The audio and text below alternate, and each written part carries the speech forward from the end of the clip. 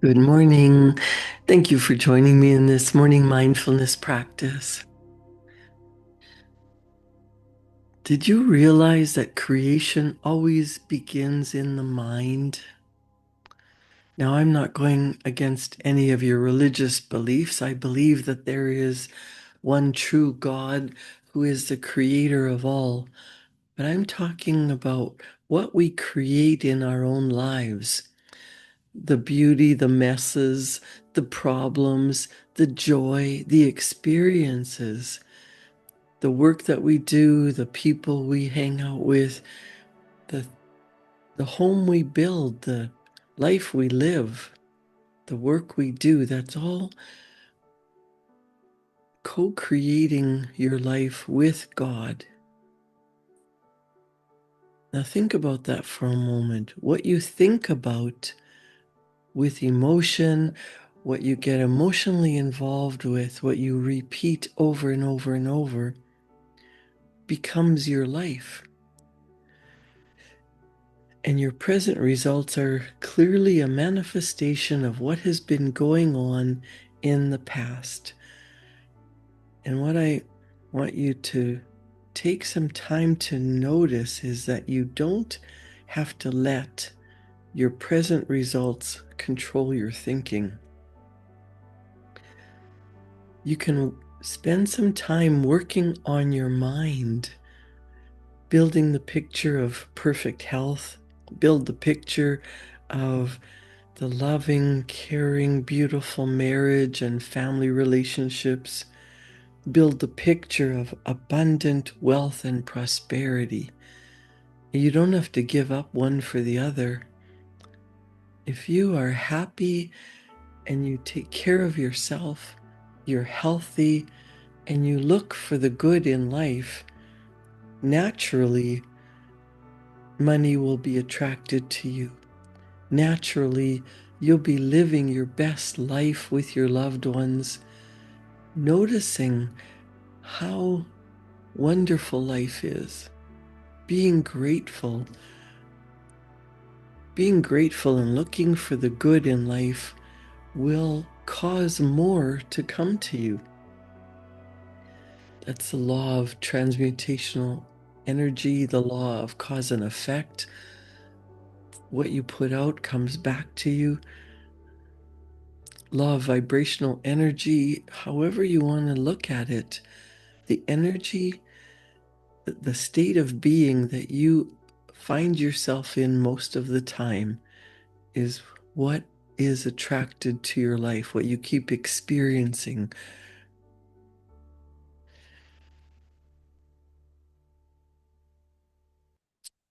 In studying and working with Bob Proctor, he loved Lead the Field by by Earl Nightingale.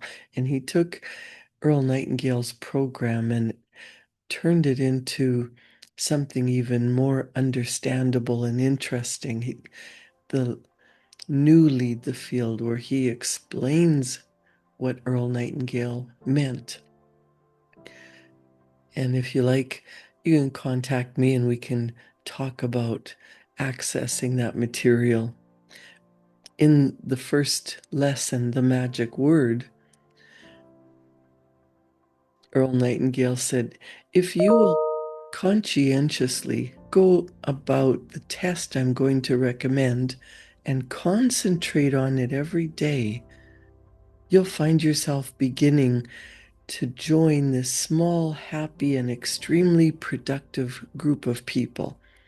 You'll find yourself becoming lucky, as they say, and most of your problems will take care of themselves.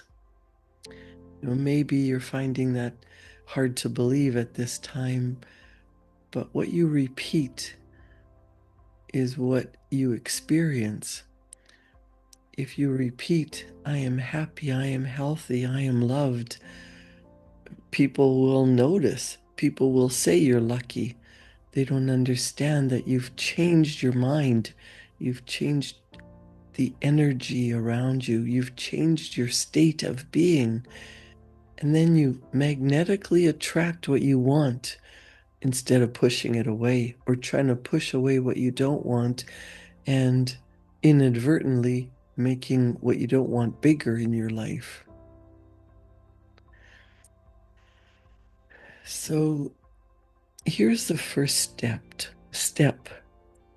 Earl Nightingale wrote about this, Bob Proctor taught it, and I use it in my life every day. First, act toward the world, everything and everyone with an attitude calculated to produce the results you want. That is, if the result you want is more success in what you're doing, act as though you're already in possession of that success. If you want others to treat you with admiration and respect, treat others with admiration and respect first.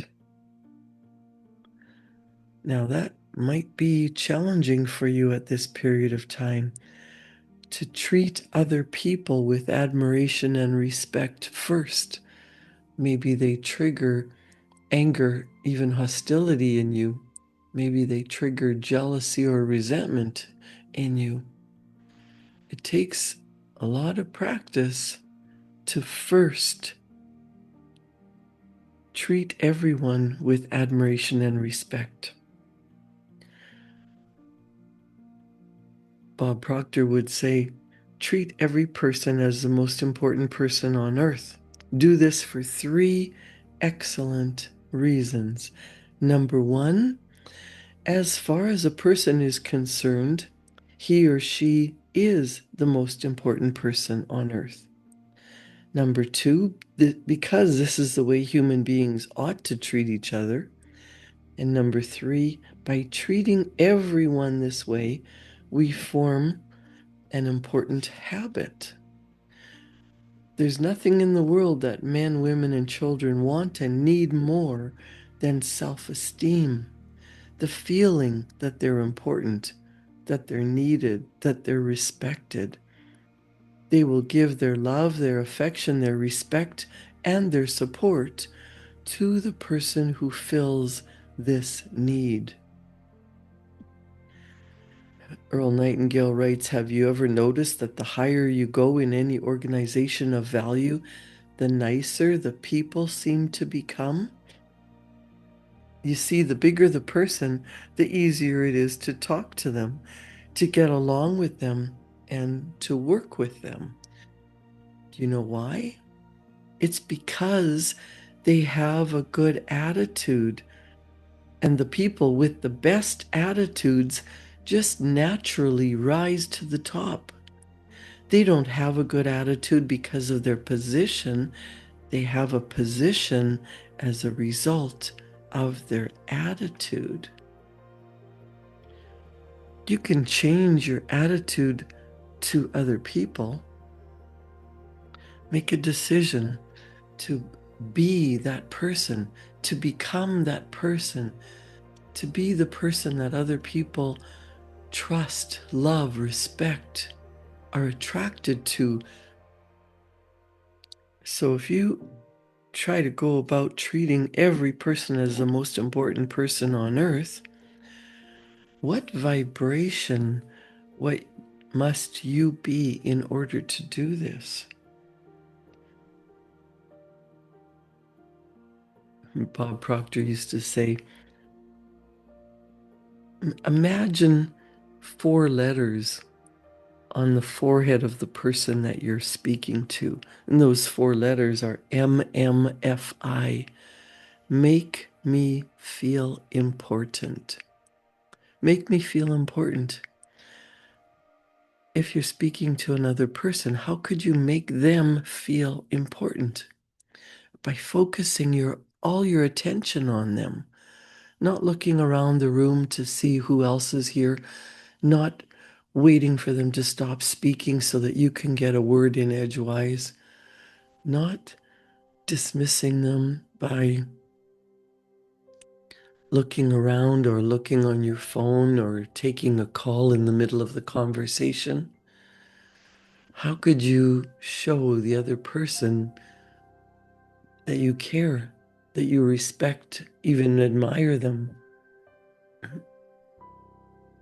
If you want people to show you respect, you must be the first to step up and respect others. If you want more wealth and prosperity and abundance in your life, you want to build it in your own mind first. If you want health, if you want to be healthier, stronger, more resilient, my personal trainer says to make yourself harder to kill by building your muscles, by becoming stronger, by training. You can train your mind. You can build the picture of perfect health, build the picture of my perfect marriage, beautiful, loving, respectful relationships. Build the picture in your mind. So first you choose the picture of what you truly want, and then get emotionally involved in what you truly want, ignoring the current circumstances, not blaming other people or circumstances, conditions, circumstances, and saying, I'll be nice to them when they're nice to me. Build the picture of what you truly desire. Creation begins in the mind. Act as if you are already in possession of all that you desire. Before the good that I desire is manifested in my life, it must come to and through me. That's so important to understand that. When you really get that your life is developing based on the picture that you hold in your mind, the emotional energy, the emotional charge that you're hooked up to, and the actions that you take, the universe reveals to you, the universe shows you, the universe mirrors back to you everything that you're thinking, feeling, and doing in the dominant patterns of your life. So you can't just say, oh, I have a loving, beautiful marriage, and then come home from work exhausted and get into a fight with your spouse. You must believe this deeply. You must notice, what are they triggering in you? Why are you being triggered? Why are you expecting a fight? What are you doing? And what could you change how you're thinking, feeling, acting, so that you're showing admiration, love, respect to that special person in your life? How do you want to be treated by your spouse, by your family, by your coworkers, by your peers, by your community? Your present results are clearly a manifestation of what has been going on in your mind, in your heart, and in your actions. So you don't let your present results control your thinking. It takes practice to spend time visualizing what you want, getting a clear picture of what that would look like, what that would feel like.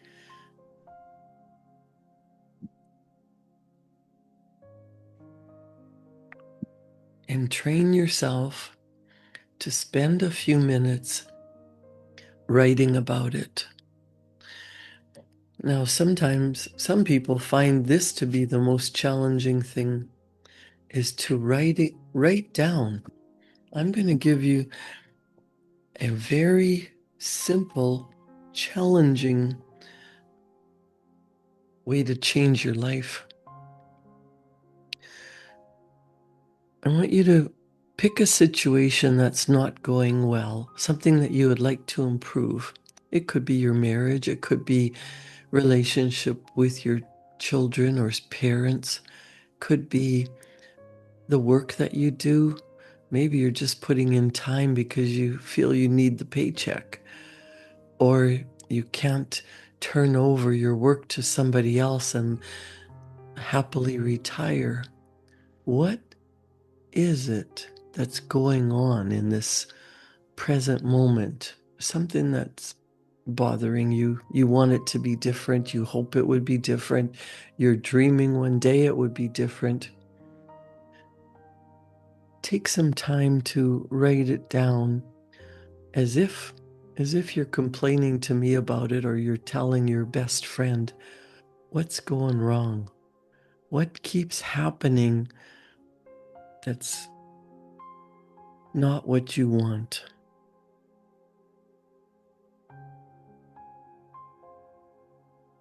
I don't want you I don't want you to get triggered into a bad mood. I just want you to think about a situation.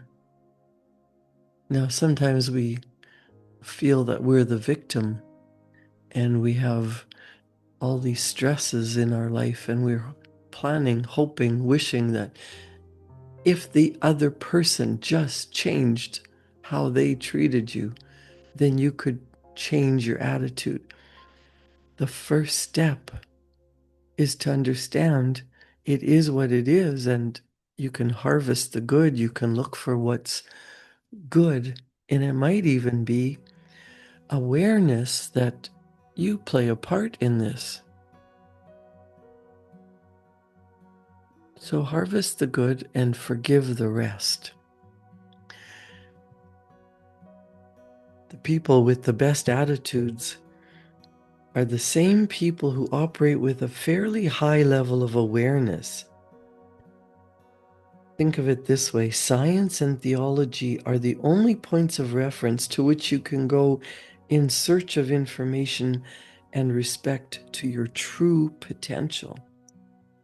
Nothing is either created or destroyed. Science and theology both state that. They both agree on that. They both agree on basically nothing else except that energy is, and nothing is either created or destroyed. That means all the knowledge there ever was or ever will be is 100% evenly present in all places at the same time. All the power there ever was or ever will be is 100% evenly present in all places at the same time. You can change your energy and start magnetizing yourself to what you want. Because if you do this exercise and write down a situation that's not going the way you want it to go, you can change it. You can realize that you're thinking about the situation, the way you're looking at it, your perspective, the way you're feeling about it, and potentially something that you're doing, your actions are holding you in that pattern. You might be contributing to a situation or not contributing to a situation in the way that would truly transform your life. As you raise your level of conscious awareness, it's expressed in your behavior and in your results. If the situation that you're writing about is that you're in debt and you have bills to pay and you're earning a nominal wage and trying harder and harder,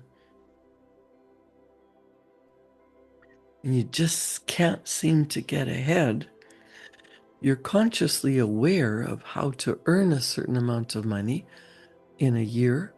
You're not aware of how to earn that amount of money in a day or a week or a month.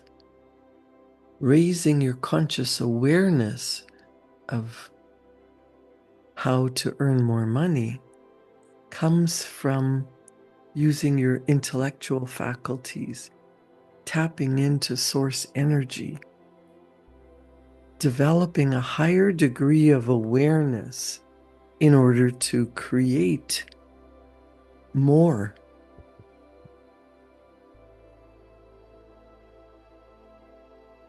That's tapping into a higher level of consciousness. Now, science would refer to this level of consciousness as cosmic consciousness. What do you want? What's available? If it's available to others, it's certainly available to you because you are divinely created. There is a higher level that theology would refer to as divine consciousness, Christ consciousness, or Krishna consciousness, depending upon your religious persuasion. What about your health? Earl Nightingale writes, people suffer from headaches because they're not aware they can eliminate the headache. It's their head, they made it ache, they can make it stop. Individuals with a lower level of consciousness react to conditions or circumstances. Those with a higher level of awareness would respond. The higher the level of consciousness, the greater the awareness of the laws that govern the universe. People with a higher level of awareness know that the thought energy they send out into the universe dictates what will return to them. So if you've taken a moment to write out a situation that's a low level vibrational energy, that you're feeling hurt, depressed, sad, or disrespected by, I want you to take the time to write what you do want. Take that situation and write a story. Right now, maybe it's fiction, fantasy, but it's something that you would love to change. We're not worried about changing other people, but as you change you, as you start to look at things with a different perspective, with a higher degree of consciousness and awareness, if you have a better attitude, you receive better results.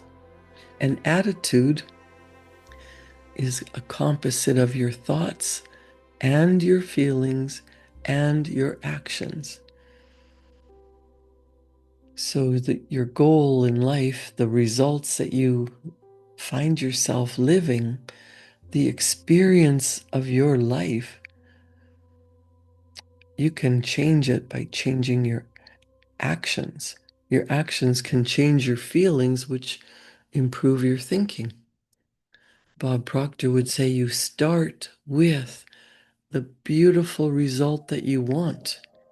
Make it a goal, make it a destination, decide that's where you're going. Having the best marriage in the world, having purposeful work that you love and the money's just pouring in, being strong and healthy, doing what you want when you want, that comes from deciding. The most powerful thing you can do to change a situation is to write how you want it to be and get into that state of being as if it's already done. Acting from that place, from the goal already attained, from the results you want in your mind, and acting as if you're already that person. You're already loved, respected, healthy, wealthy, whatever it is you want. When you begin to develop better attitudes, you realize you've already placed yourself on the road to what you seek. You are well on your way to joining the top 3% of the people in the world because you've prepared the ground, you've planted the seed, you've made yourself an embodiment of what you seek. That's really important. You must embody what you desire. Raise your level of awareness. Instead of reacting, spend today being that version of you that is calm, that responds, that doesn't allow people to trigger you, that respects others. Feel that spiritual spark of energy and act toward others and the world at large in exactly the same manner that you want the world and others to act toward you. For example, treat the members of your family as the persons they really are, the most important people in your life. Carry out into the world each morning the kind of attitude that you'd have if you were the most successful person on earth. And notice how quickly that develops into a habit. Almost immediately, a change will be noticed. Irritations that used to frustrate and annoy you will disappear. When some less informed, lower vibrational person gives you a bad time, stay on track.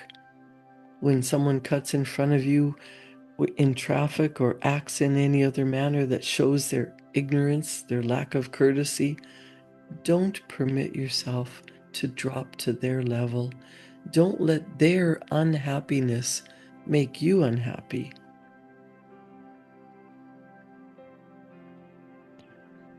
It is your attitude at the beginning of a task which, more than anything else, will bring out a successful outcome.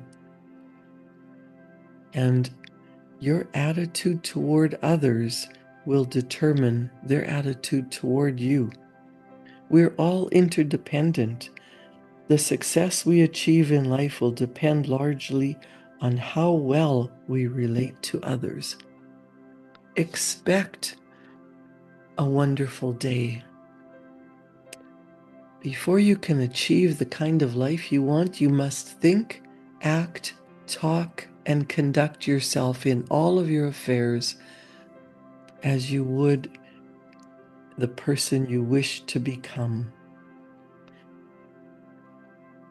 Success is a result of a great attitude. Become the best version of yourself. Keep your eye on the prize. Write out the situation how you want it to be. Act as if it's already done, and you'll notice results start to change, conditions start to improve, because what you put out is what comes back to you. Use your thoughts in a constructive and positive manner. Send love to people who bother you. Write down what you're grateful for. Create a wonderful day. Enjoy this weekend, and I'll see you back here Monday morning at 7. Thank you.